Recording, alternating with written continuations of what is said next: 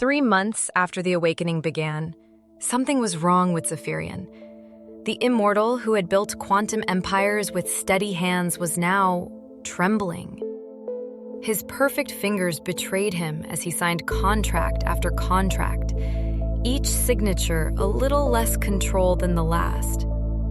For 2,000 years, he had been precision incarnate.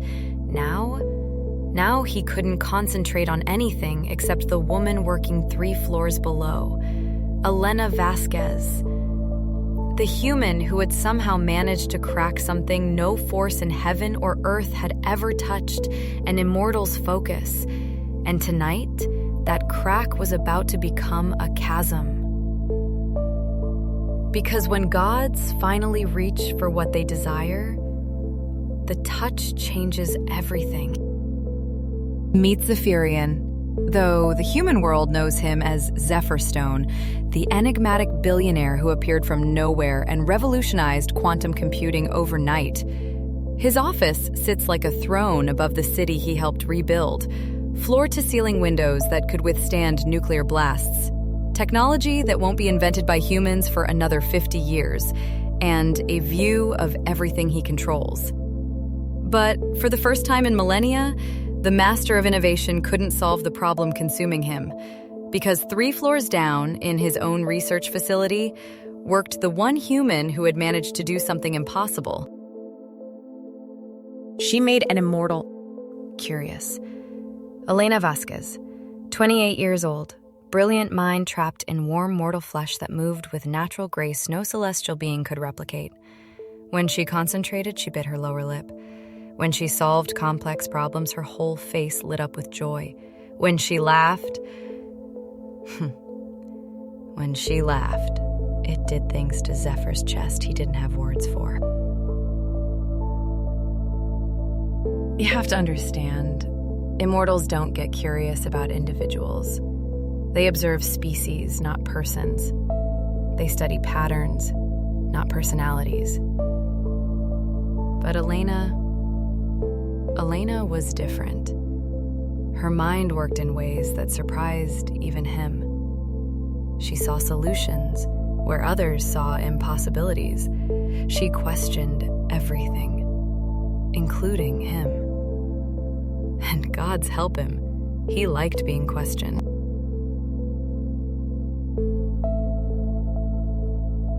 So Zephyr began what he told himself were professional consultations.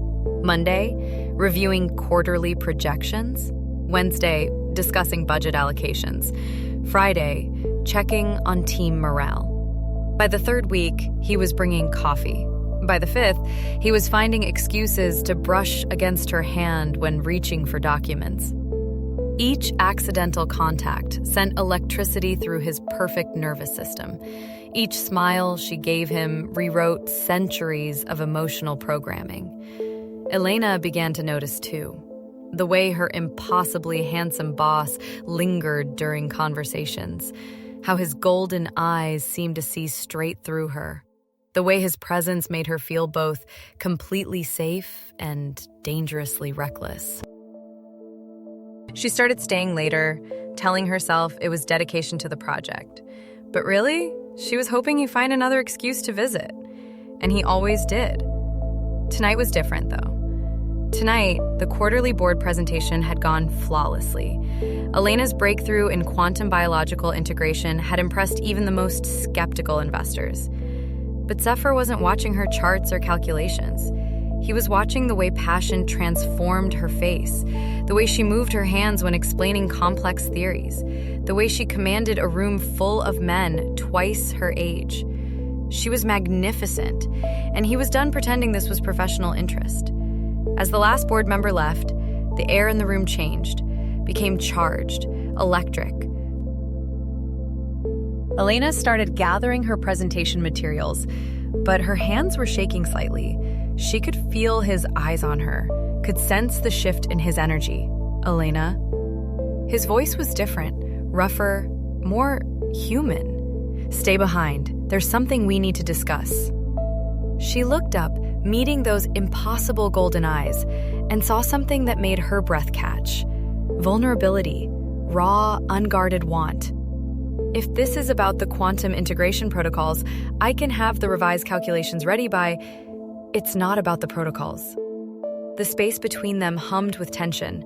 Elena could feel her heart racing, could see something almost otherworldly in the way the setting sunlight seemed to make his perfect features glow. And then, Zephyr did something he'd never done in 2 millennia of existence. He told a human the truth. Elena, have you ever felt like you were meant for something more than what you are? She blinked, confused by the intensity in his voice. I'm not sure I understand, Mr. Stone. Zephyr. Just Zephyr. He stepped closer, and Elena caught a scent that reminded her of thunderstorms and starlight. Things that shouldn't have a smell, but somehow did when he was near. I've been watching you work, he confessed, his voice growing rougher with each word. The way your mind solves problems others can't even comprehend. The way you move through challenges like they're beneath you. Elena's pulse quickened. You've been watching me? His answer came like a confession torn from his soul. I can't seem to stop. The professional Elena knew she should step back, maintain boundaries, remember who he was in the corporate hierarchy. But the woman in her, the part that had been awakening during their conversations, their shared late nights, their moments of accidental intimacy, that woman stepped forward instead. Zephyr, this isn't appropriate. You're my boss, and I... He moved faster than humanly possible, stopping just short of touching her face, his hand suspended in the charged air between them. Forget what I am to you professionally, he said, his voice raw with need. For one moment, forget everything except... His golden eyes searched her face desperately. Tell me you don't feel this too. Elena looked into those impossible eyes and saw something that made her world tilt. This wasn't just attraction. This wasn't just chemistry. This was cosmic.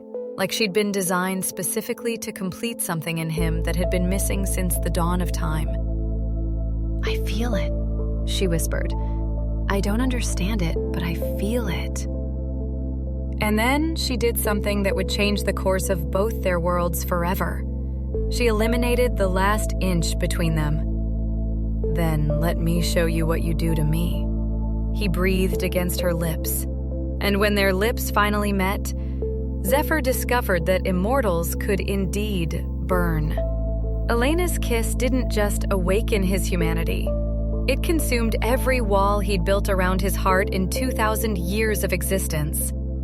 For Elena, kissing him was like touching lightning and finding out you were made of the same electric fire. They broke apart, both breathing like they'd just discovered oxygen. Elena's lips were swollen, her eyes wide with wonder. Zephyr looked like a man who'd just found religion. What are we doing? She whispered. Something I should have done weeks ago, he replied, reaching to touch her face again. But paradise has a way of being interrupted. The sharp sound of expensive shoes on marble, a voice that cut through their moment like a blade. Well, well.